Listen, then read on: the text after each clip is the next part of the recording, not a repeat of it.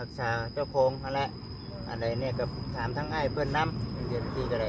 ลงมือเอาแล้วก็ขอบคุณทั้งอนาพิมีเด้อเนาะ ใจเพิ่น ใจหลาย ยังบ่ได้เนาะพรเพิ่นแน่ ไปพ่นให้เพื่อนได้เอา ๆให้เพิ่นสูงมาให้เพิ่นได้หาให้ได้ให้รวยให้หังให้มี เราบ่ออกไปไหนเอาก็มันบ่คือในด้านแบบว่าเคสแบบว่าบ่เป็นหยังในดอกซอยในด้านทุกอย่างธรรมดานี่มันก็เรื่องแบบนี้มันก็เว้ากัน พอให้ยังออกเจ้าก็มาเก็บไปกินแล้วแบบ ดึกบ่อ้ายขุด เลิกปกติเราก็ไอ้นั่นเราก็เคยไปทีมเล็กน้อยมาก่อนเลยนะเราก็สังเกตปกตินั่นแหละ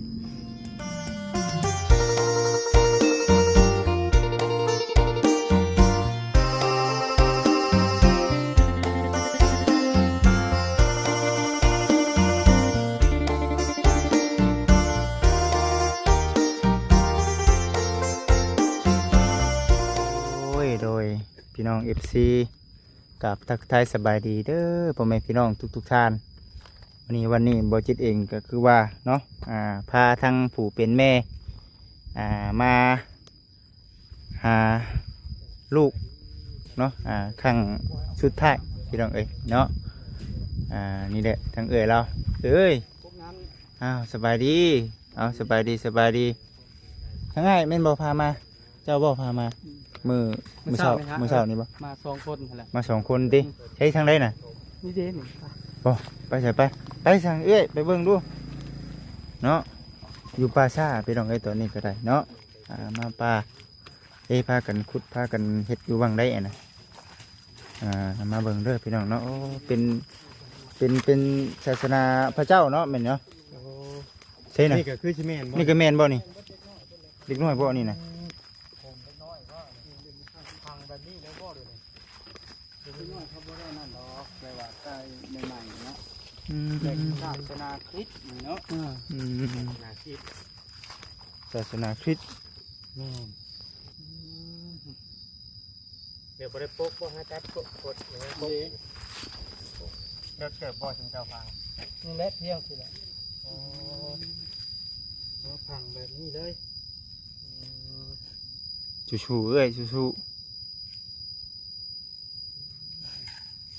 เช้านี้บ่ได้มานํพี่น้องมื้อเช้าบ่มีรถมา ย้อนบ่มีรถเนี่ยรถจักรแต่เราสินั่นเนี่ยไหนบ่จักรเราบ่ได้มานำ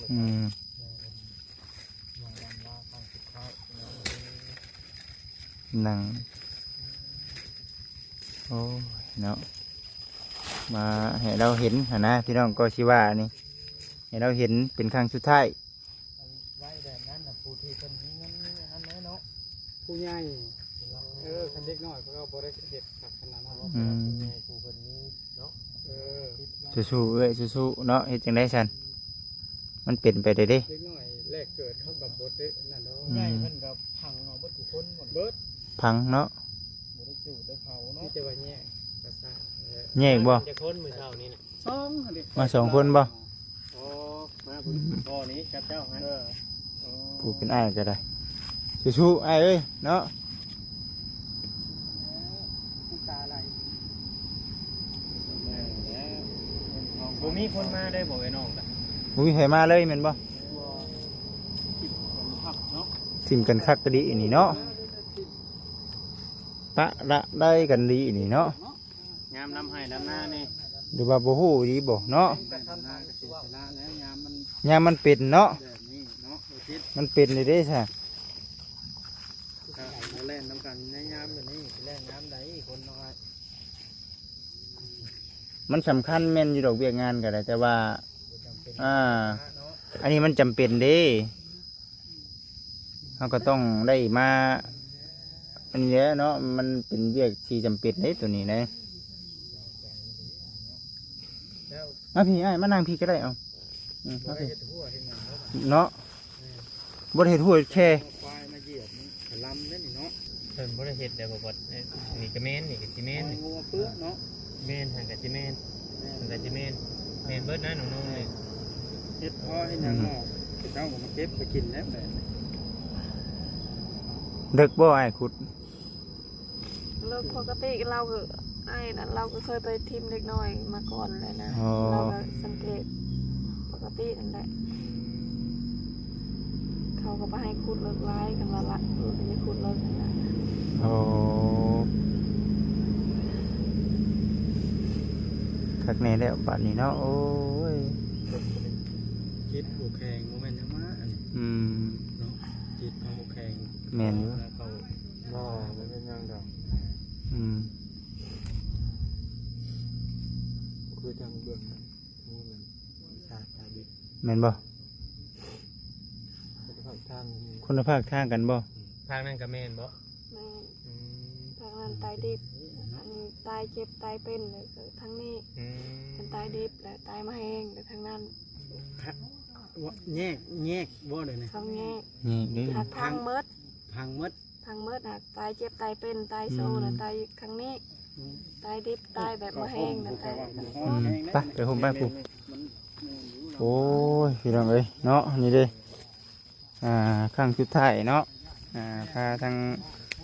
อันน่ะพ่อกับแม่เพิ่นเนาะมาทางนี้ก็เป็นบอนนี่แม่นเบิดพี่น้องเอ้ยนี่เด้นี่ก็ได้นี่ก็แม่นนี่ก็แม่นเนาะ นี่คือกลุ่มไหนนี่บ่ติ ฮะ เนาะ แม่นเบิดเด้อนี่น่ะ แม่นเบิดบ่นี่ ดูนี่เพียงเลยโอ้ยเอาไว้นี่เลยอีเนาะนี่ดิเพียงเลย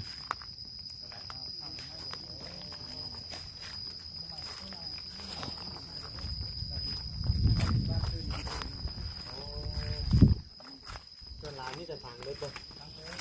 นี่จะฟัง ลายแล้วก็ทางเบิด โอ้บ่เฮาบ่จักเนาะ นี่บันไดเพิ่นละพังไว้บ่ได้เฮ็ดอันข้อไว้หมดบ่ทันได้มีสมมุติบางคนเขามีแบบเอาทำเดือน1 2 เดือนเขาก็มาก่อแล้ว มาเฮ็ดน้ำหลังบ่ ฮ่าก ระดูกก็เพียเสียหายเนาะ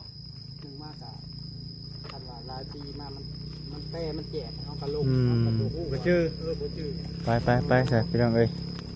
คนนี้เบิ่งสิไปให้กำลังใจทั้งเราก่อนแล้วก็สีว่าน้ำเพิ่นอีกอยู่ได้พี่น้องเอ้ยมาเห็นแล้วพี่น้องเนาะข้าง เห็นว่าพี่เขาบอด ข้างชุดท้ายของเราเนาะนี่ก็แม่นเบิดนี่เนาะบ่เวียงมึงนี่ยังมีไม้อยู่นี่ก็ได้โอ้ยเนาะ ไอ้แน่นอนว่าดีเนาะบ่มีแต่เฮาได้ไปจังซี่แหละนี่ก็สิแม่นบ่จัก แม่นบ่แท้นี่ สิแม่นมันอยู่ตรงที่ บ่ถูกใจนำเนาะสู้ๆเอ้ยเด้อสู้ๆเด้อทั้งอ้ายเองก็ได้มีแต่สุเจ้าสองคนก็พากันเฮ็ดพากันช้างบัดนี้เฮ็ดจังไดเนาะมันเกิดแบบนี้เกิดขึ้นได้เด้เอาผ้ามาพันผดปกไว้ เจ้านี่น่ะบ่ได้เอาผ้ามาบ่ข้าวลืมบ่ โอ้ยอะไรกันคิดบ่ทันดอกนะ เนาะสองคนว่าข่อยก็หาก็เคยได้ยินนี่ ป แหล้ ระ น้อ ส ง บ บ่ การณ์ประสบการณ์เรื่องไปนี่เนาะมันไม่ประสบการณ์แนวอื่นประสบการณ์แนวไปนี่ให้มันแบบ สองคนเลยติสองคนพากันมาเนาะเจ้าขับรถจักรแม่นบ่เจ้าขับรถจักรผู้นี้เป็นคนอุ้ม เปลี่ยนกันอุ้มนะครับ ฮะ เปลี่ยนกันคุดแล้วก็เปลี่ยนกันอุ้มอีก แม่นบ่อันน่ะ ปงก่อนบ่ปงแล้วเอาลงคุมเลยก็อุ้มไว้นั่นข่อยนี่แล้วเปลี่ยนกันคุดแล้วก็คุดเพราะแล้วก็เอาลงเลย คันวางไว้จังคุดในโมเมนต์ไหนบ่ กับโปรจักแล้ว เฮาบ่ มีไปจักนะบ่ง่ายๆ หมายถึงว่าแบบว่ามันกับบ่เทิงคันว่า นักเนาะ ใช้เวลาเฮิง เออ บ่ได้ใช้เวลาเฮิงว่าเฮาพุด โอ้มันเป็นฮีตนะเราก็บ่เข้าใจกับเรื่องแบบนี้เนาะ แต่ว่าคือ ก็ส่วนละเด็กน้อยก็ไปเห็นบางคนก็แบบว่าได้ออกมากะแบบว่าคลอดออกมาแล้วก็ตายเขาก็แหว่ประสาทหรือบ่ได้มาเฮือนเขากับแบบนี้แหละ อ๋อ อ๋อพวกไร่อยู่ไห้อยู่นานบ่ อยู่ห้องหมอคือการที่ผู้ใดออกมาแล้วตายเขาก็มีแต่โทรบอกอะไรเขาก็มาหลัดกันเลย คือทางเพิ่นผู้นี้แบบบ่จักเนาะแบบบ่มีผู้ใดแบบแนะนำเบิ่งเนี่ยก็บ่มีผู้แนะนำแนวนั้นแนวนี้เนาะ บ้านเมืองก็คือเห็นแล้วมาผู้เดียวเนาะมาที่ แม่ นี่ น นะ ก็เลยจักสิอาศัยไปเพิ่งผู้ใดผู้ที่ว่าเล่นเต้นเล่นให้ก็มีแต่เจ้านี่แม่นบ่ที่ว่าบ่งไวที่สุดก็ได้เนาะ คือซีเมนผู้ เป็นรถเป็นล่างก็ยืมรถเจ้านี่บ่ คนอื่นก็ยันว่าเขาบ่ว่างบ่หยังขนาด ยันเขาบ่ว่างแม่นบ่ แบบว่ามันก็กระทันหันแน่เขาก็บ่ว่าบัดนี้คันว่าเป็นผู้ใหญ่ยังว่าได้ประกาศอิหยังขนาดยังว่าคนหับผู้มันก็ได้เอาไว้เป็นมื้อเป็นผ่านมื้อผ่านวันอันนี้อีกหน่อยชั่วคราว แม่นอยู่ได้เนาะ อันนี้ก็แม่นมันแล้วท่านเก่าที่ โอ้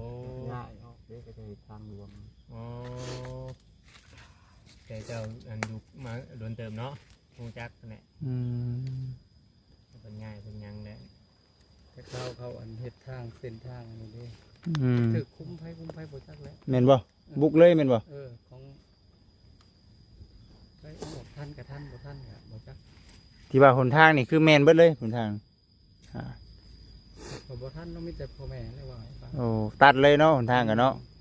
โอ้บ่ยอม หักมันก็บ่ถึงขั้นว่าร้ายขนาดนี้ดอกแต่ว่ามันอาจสิมีอยู่แบบว่าถึกขนาดตัด อื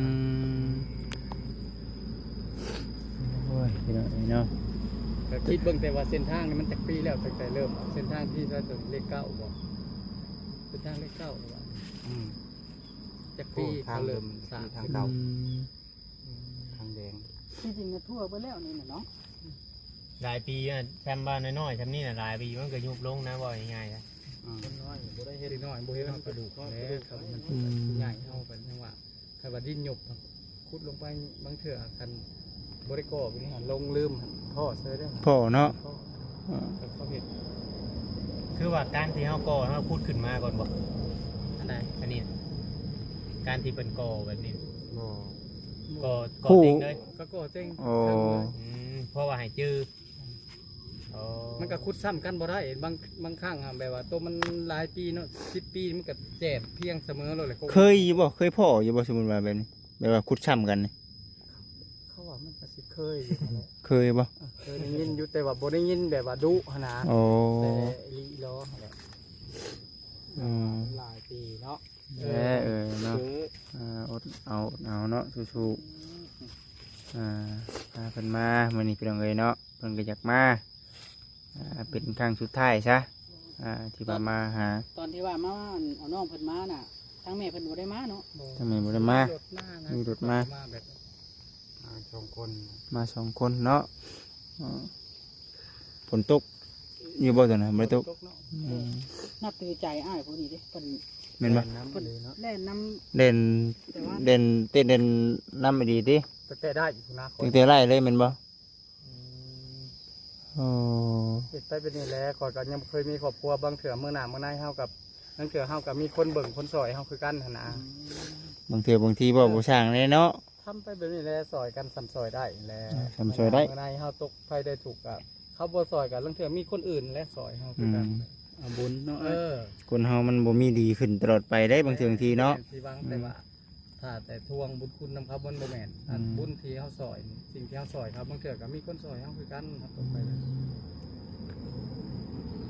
ถ้าอยากว่าเฮาสิว่าเฮาเป็นในใดก็อย่านะเฮามั่นใจว่าเฮาบ่ได้เฮ็ดแนวบ่ดีเนาะเฮาก็ซอยกัน เลย มันมาบ่มีได้ซะเนาะจังซอย คนเว้านะสิว่า มีอันน่ะผู้มาให้ความปรึกษาก็บอกเขาเจ้าไปเนาะอันใดแน่เฮ็ดแน่คือทางจูอ้ายจูเอ้ยนี่เบิดแล้วเนาะจักสิอวยหน้าหาผู้ใดเนาะ บ่มี เบิดเลยเด้ เบิดแล้วบ่มีบนอวยใจแล้ว เบิดได้ป่ะเนี่ยคำว่าสุขภาพจำใดจำหนึ่งนี่ก็ถึงเวลาเพิ่นให้ไปอยู่เด็ดขาดถึงสิก้มหน้าก้มตาอยู่เฮือนอยู่ชานกับบ่ได้ได้บ้านเพิ่นให้อ บ่ อกเลยเด้ ง่ายว่าถ้าเข้ามาเนาะถ้าเจ้าของเฮือนเข้ามา อืม เขาอาจจะบ่ให้อยู่ มาแล้ว มาแล้วบ่ น้องและน้อง โอ้หักคนก็บอกอยู่เนาะแม่นบ่บอกให้ออก เล เลย ย ว่าบ่ให้อยู่ได้ อืมโอ้แม่ ำ แม่ หักเว้าก็บ่ได้เว้าแต่น่ะดอกแบบว่าเว้าแบบว่าเป้งอยู่เว้าดังๆเนี่ยแต่ว่าบ่ได้เว้าใส่เขาตรงๆเว้าใน โอ้ แต่แบบกับเว้าใส่กับคนอื่นนี่ล่ะคนอื่นนะ เสียดสีเนาะ เสียดสีกันพอสิเข้าใจแล้วคนใหญ่เนาะ แต่หลักๆเลยคือแม่เลยเนาะแม่ย่า แต่ว่าน้องเพิ่นหั่นบ่ได้ว่าหยังได้มื้อนั้นเพิ่นน่ะดำหูมันขึ้นไป มันก็ยังขึ้นไปมันก็บ่ได้ว่าอะไรนะ แม่นอยู่ของเอาเนาะใครสิเปิดเผยออก มันบ่ได้ว่าได้ว่าบ่ให้อยู่ แม่นเลย นี่แต่มันว่าคิดเข้าก็แล้วเถอะติดเข้าอยู่หน้า อยู่วงเขาอันเผาวงเขาเฮ็ดเวียกมันก็ว่าเอ้าคือบ่ใส่ติ๊บบ่มีว่าติ๊บอยู่พุ่นอยู่หน้าพุ่นมันก็ยังได้เว่าบ่เห็นว่ามันสิว่าบ่ให้อยู่ได้เฮือนกูจังได๋สิบ่ได้ยิน ส่วนใดมีผู้เดียวฮั่น จะแม่นะ คันแม่ให้น้องสาวนั่นไล่เราก็ไล่เราก็พังแม่ มันบ่ไหล แม่นบ่ แต่ว่าเพิ่นเว้าว่ามีแต่ว่าอันมันโทรมามันเว้าว่าไหลเขานี้แท้ๆมันมาเองบัดมันคือบ่ไหลเขาคิดในใจโตมันมาเอง มันบ่กล้าแล้วคนโตใครก็ง่ายแล้วเนาะ คันบอกคันว่าไหลกับมันก็มีสิทธิ์อยู่เพื่อนเขาของ แล้ เขา วแม่นเราอยากให้ผู้นี้หาเพราะวันมีบนอยู่บนเช้านี่คือสิได้ไปใช้ยามผลใช่ไหม คือ ตอน ปลาคาทอกอีเนาะไป สิได้บัดยันบาปมันแน่เราก็ท้องพุ่งท้อง ก็ ยัง เคยได้ แม่พี่น้องเอ้ย ใค เนาะ รก็เคยมีครอบครัวมาก่อนมันจำเป็นนะ ผู้ว่าแหละพี่น้องเอ้ยเนาะมันกระเทินได้มาอยู่นี่แต่ก็เดี๋ยวเฮาก็สิเว้าให้พังเบิดนั่นแหละเนาะให้จบอยู่ในคลิปนี่แหละพี่น้องเอ้ยมื้อนี้ก็ได้อุ้ยเนาะได้อยู่แล้วเนาะ ได้เบิ่งก่อนเลยเด้อ เอาพี่น้องเอ้ยคือว่าเด้อมื้อนี้นะเนาะพอดีว่าทางบริษัทเองก็มีเงินเนาะจากทางพระผู้ใหญ่เพิ่นขั้นตอนแรกที่ได้ก็ว่าสิพาเนาะเล็กน้อย เด็กน้อยไปห้องหมอแต่ว่ามันบ่ทวงบ่ทันเนาะ หน่อย มันบ่ทวงบ่ทันพี่น้องเอ้ยเนาะก็คือทางพ่อลุงเพิ่นกับแม่ป้าเนาะที่ทางฝรั่งเศสแต่ว่าอยู่ในส่วนนี้ก็เดี๋ยวบริษัทเองเก็บไว้ก่อนตัวเงินจำนวนนี้เนาะเดี๋ยวบริษัทเองแม่เดี๋ยวบริษัทเองสิไปถามทางลุงกับป้าเพิ่นว่าสิจังไดเนาะ หน่อย แต่บัดที่นี่เนาะมีทางทีวีเนาะหรือว่าเมอยู่ทางญี่ปุ่นนั่นแหละพี่น้องเนาะเป็นเงินของทางเป็นไว้นำบริษัทก็แต่โดนนานนั่นแหละเป็นบอกให้ทางบริษัทเองชื่อพระองค์พระอ้อมแน่ได้มาให้ หลายอย่างเนาะ หลายอย่างมื้อนี้ก็ได้บ่ได้ชื่อมื้อนี้เพราะว่าตั้งใจว่าสิเอาเพิ่นไปห้องหมออยู่แล้ว ในเมืองอยู่แล้ว แม่อยู่ในจำนวนเงิน3-4 แสนก็สิเอาเงินให้ทางแล้วเนาะตัวนี้ก็เป็นพูดของทางเนาะ เลย ของทางพี่มีนี่สิให้ทางเพิ่นไว้เลยเพราะว่ามันเราก็ย้ำอยู่นะเด้อพี่น้องเด้อเนาะ เราได้ชื่ออยู่ชื่อกินไปก่อนว่าท่านจะเห็นอะไรคำว่าพอซักยากระซักผัวอะไรลูกใหม่เด้ แม่เนาะพ่อแม่ แม่น ปู่แม่ซะเฮาก็ ไอ้ เนาะ แข็งแห้งนะ เฮาตัวนี้ นี่ เฮา แต่ บ่ทัน เรา ได้ ก็อยากแนะนำเพิ่มเติมว่าอยากให้ กินไปทุกที่ แม่เอื้อยเพิ่นบ่อยากให้ไปลบก้าดำหน้าซะก่อนส่วน ครับแนวกินนี่ได้ว่าแต่บ่มีลูกได้นี่เจ้ากินแต่พิษกรรมก็มีได้ผู้ลังคน แล้วลูกบ่มีก็แต่ แต่ว่าซ่อนรถไปน้ำเฮาเนี่ยเฮาก็ยังดึงเอาอยู่เลยยามันเป็นดินตกรถ มันได้กินได้ยังนอนเรื่อย ได้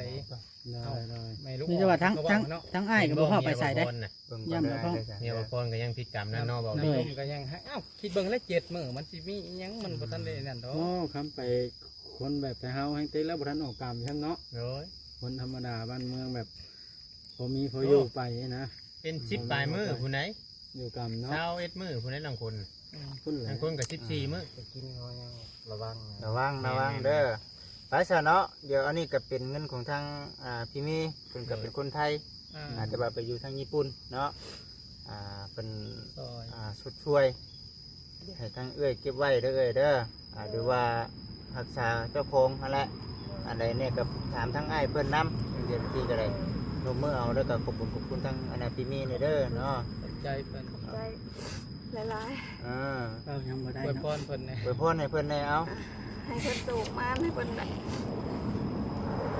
หาให้ได้ให้รวยให้หังให้มี เราบ่ออกไปได้เนาะ เอาก็ ไหน มันมาคือในด้านแบบว่าเคสแบบว่าบ่เป็นยังในเนาะซอยในด้านทุกอย่างธรรมดานี่มันก็เรื่องแบบนี้มันก็เว้ากัน สู้ๆสู้ๆ คือ เนาะ เบาหลีมาแถวนี้ ปลอบใจเมียแน่ไอ้กดปลอบใจเมียแน่โอ้ยเนาะตบหลังเมียแน่ได้ ยัง ใช่เนาะ ถามกันดีน้องมือสอนยังถามอยู่ยังเป็นได้เล็กน้อยได้เพราะว่าได้ยินว่าเบิ่งว่าใจขาดเอา ทุกกระทุ เรา ก บ่ได้นอน2คืน น้ำกันแล้วไผ แต่ ก็ บ่ได้นอนจักดีเลย ทุกน้ำกัน โอ้ เนาะ ยสังเกตบางตั้งแต่ได้ลูกแล้วพุ่นละบ่เต็มอิ่มนะ จักได้แต่ว่าเมียเนี่ยจะได้ลูกเนี่ยเนาะเมียซ่อนรถกะ อย่ามันรับลงน้ำหลังก็พอแล้ว น้ำตา บัดที่นี่น่ะเงินส่วนของทางพี่มีน่ะคือบ่จิตได้มอบให้แล้ว ส่วนเงินของทางป้ากับลุงน่ะเดี๋ยวบ่จิตไปปรึกษากับแม่นๆปรึกษากับผู้ใหญ่ก่อนเด้อพี่น้องเด้อเนาะ ว่าเพิ่นสิให้เฮ็ดจังได แม่ เฮ็ดแบบใด จะเฮ็ดแบบไหนทีนี้ก็ยังว่ากันอีกเทื่อมีแต่ชูเจ้าสองคนนั่นแหละเบิ่งกันเนาะอันใดที่ว่าเป็นหืดเป็นยาเนาะ โดย มาใช้โชคมาใช้อย่างแหละไอ้ผู้เป็นแม่นี่เล็บบาดนี่ แล้ว เนาะ แข็งแห้ง ขั้นว่าละสิเล่นกันน้ำผักผ่อนบ่เพียงพอแล้วเนาะบ่ได้รับบ่ได้นอน อืม ถ้าว่าเรื่องอื่นแล้วก็บ่ได้นั่น ย่านเวลาก่อนลูกเสียเลือดเสียยางร้ายคือว่าแล้ว อืม อ้ายเพิ่นว่าสิเป็นลูกก้ารับจ้างได้ยินเมียเพิ่น บ่ ว่า บ่ไปก็อย่างนี้เด้นี่ เศร้าเด้อ บ่ได้เด้บ่ไปได้ กันไปก่อนเนาะ เบิ่งก่อนเบิ่งก่อน ดูแลไปก่อนดูแลกันไป ยัน ก่อ ว่าน มื้ จาก อ มือ อื่น จะ ยัน ได้ บ่แน่เนาะแล้วเทื่อมื้ออื่นมื้อยังได้จะได้มาอีกก็บ่จักเนาะ แม่น แบบนี้ครับ เอ้า ไปก่อน เงินกับผู้รักผู้ใหญ่เพิ่นมอบให้เด้ถึงที่เฮามาบัด ให้เบิ่งกันก่อนบ่ง่ายๆซะ นั่นเทื่อมีผู้ติดต่อมาจากซอยนี่เนาะ ถ้าเป็นไปได้เนาะเทื่อได้ดินดอนร้อนหญ้าพอ เออ เพื่อน มันก็ ตัว บ่ นี้ แน่ ใช้ มี เนาะ ใจดี เนาะ อ้างน้ำมันบนอยู่บนเช่าเนี่ยกับปานนั่นเดี๋ยวนี้น่ะ เออ เพื่อนเขาเจ้าเขาก็ยังล็อกไว้นั่นห้องที่ว่านะไปทั่วบ่ได้บ่ง่ายๆอยู่เพื่อนน่ะไปทั่วบ่ได้ นั่น ไป แหละ กับบ่มีดอกไปกับพระไป อุกใจเลยเนาะ อยู่เพื่อนเถอะได้อยู่แต่ทั้งนอก แม่น อันนี้ก็พอสมควรเนาะ โดย สู้ๆเด้อสู้ๆสู้ไปก่อนทั้งไงกับเอ้ยเนาะเป็นได้ซะอยู่ป่าอยู่ร้อนเลยพี่น้องเอ้ยมื้อนี้ก็เอาแบบสุดๆร้อนๆเนาะอยู่นี่ อย่างทางทีมงานเฮาก็เบิ่งไปเรื่อยๆเนาะเพื่อพอได้รบช่วยกันเล็กๆน้อย คือทางเจ้าเองก็บ่มีไผซะเนาะบ่อยากให้มันเป็นแนวนี้นะบ่มีไผ แม่นและ FC บางท่านเพิ่นยังบ่เข้าใจเด้ว่าทีมงานเฮานี่คือซาโพดเพิ่นว่า โอ้จัก จะ สิ ห ว่า ลาย จั คอง ม ได๋ เมนต์อยู่ นี่ว่าไว้ชุดได้อัน เพราะ ที่ว่า คืนเดียวเนาะ บ่ได้คืนแล้วอันที่ว่าติดต่ออัน ตอนเช้าเนาะ ไม้ที่ว่าติดต่อหันทีมงานทำมาไว้อยู่แต่ว่าคนที่ซอยทำเลยว่ามันกับ่ได้มีแบบเอาลงปุ๊บเลยมามีโลดเนาะ เพิ่นก็บ่ได้เห็นในทางเทื่ บา อง คน ที่ ก็ เพิ่น เบิ่ง นอน มีแต่ว่ามีแต่ออกความคิดเห็นเนาะมันบ่ได้หมายความว่าสิว่าเอาลงปุ๊บแล้วมีอันนั้นโลดมันก็ไว้ได้คือกันคันว่าน่ะ โดย คันว่ามีเงิน เพราะง่ายๆว่าทีมงานเฮาน่ะบ่มีเงินของกลาง แม่น ว่าถ้าว่าเฮาเจอกรณีฉุกเฉินแบบนี้ เออ เดี๋ยวเฮาช่วยปึ๊บรถน่ะมันบ่มีเงินน่ะมันเลยยาก คือเมื่อวานนี่ก็ฮอดบ่ ลำพัง ชั่วโมงเริ่มติดต่อนะสิปล่อยคิดหาวิธีซอย ก็บ่ได้เฮิงเนาะ บ่เฮิงกลับมา เขาก็ออกมาโดยไล่ข่าวก็ออกมาโดยเมื่อวาน คือบ่จิตเองเนาะหรือว่าทางทีมงานคือเฮาอยู่แบบนี้ซะบางท่านเพิ่นก็ไปเปรียบเทียบใส่กับแบบช่องใหญ่ผู้ที่ว่าเพิ่นไปมีงบมีทุนแล้ว ๆคนนี้เทินตั้งไว้อยู่แล้วเนาะ คือทั้งที่เฮาเองบัดบ่มีเงินสำรองพี่น้องเนาะ แม่น บางท่านเพิ่นก็ฝากเงินไว้เนาะให้ไปอันน่ะเป็นครอบครัวใดที่ว่าจำเป็นนี่ก็ช่วยเด้อแต่ว่าคือทั้งที่เฮาเองบัดบ่ได้มีแบบนั้นเนาะ ส่วนมีก็เฉพาะในเงินเฮาเดินทางไปวันๆไปแบบนี้นะพี่น้องเนาะ เลย ช่วยได้ทำที่ช่วยแบบนี้นะ เลย ตามกำลังของเจ้าของ แต่ว่าอันนี้ก็ถือว่าเจ้าของเฮ็ดดีที่สุดแล้วล่ะเนาะนั่นแหละจังหวะจึงนั่นอยู่พี่น้องเลยมีแต่ว่าขอโทษขออภัยนำทุกเอื้อยแล้วมัน เป็นอะไรเนาะมันเป็นนะ พยายามชุดแล้วเนาะ ไปเสียได้เนาะ เดี๋ยวสิไปชงทั้งอันนี้ก่อนพี่น้องเนาะสบายดีเนาะเดี๋ยวสิไปชงเนาะทั้งเอื้อยเพิ่นก่อน ก่อนเด้อเด้อ ทั้งเอื้อยเราไปพักผ่อนอยู่ที่เฮือนที่ชานเดี๋ยวสิไปชงเนาะสิเอ้ยไปซั่นเนาะสำหรับคลิปนี้เด้อพี่น้องเด้อเนาะบ่จิตเองก็คือเห็นของทั้งเงินของทั้งที่มีก่อนเนาะที่ว่าได้เก็บไว้นำบ่จิตแต่โดดนานแล้วก็มีแต่ว่าสิเอาเงินของทางลุงนี่แหละเก็บไว้ก่อนเดี๋ยวปรึกษากับลุงเนาะว่าสิเฮ็ดจังไดดีแล้วก็ขอกราบขอบคุณกับคุณทั้งพี่มีหลายๆเด้อเอ้ยเด้อเนาะที่ว่าเฮ็ดบุญในครั้งนี้เนาะช่วยเหลือกันไปแล้วก็จะเป็นในเรื่องต่างๆของทางFC กับคอมเมนต์กันเข้ามาหลายกับคนอื่นก็กราบขอโทษขออภัยหลายๆเด้อเนาะมีแต่ว่าสิเป็นจังไดก็รอติดตามรับชมเบิ่งไปนํกัน FC พร้อมผู้รักผู้ใหญ่ทุกท่าน อยู่ดีมีแห้งเด้อเนาะสำหรับคลิปนี้ก็เข้ามาสบายดีเด้อพ่อแม่พี่น้องเด้อ